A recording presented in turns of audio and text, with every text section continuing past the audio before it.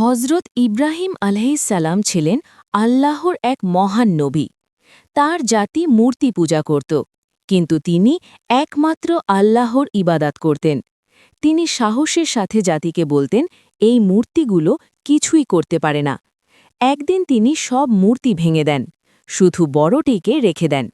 লোকেরা জিজ্ঞেস করলে তিনি বলেন, ওই বড় মূর্তিটাই করেছে।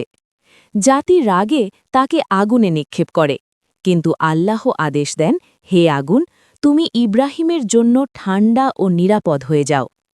আগুন তার কোনো ক্ষতি করতে পারেনি। এরপর আল্লাহ তার ঈমান পরীক্ষা করতে আদেশ দেন, প্রিয় পুত্র ইসমাইল আলাইহিসসালামকে কুরবানি দিতে।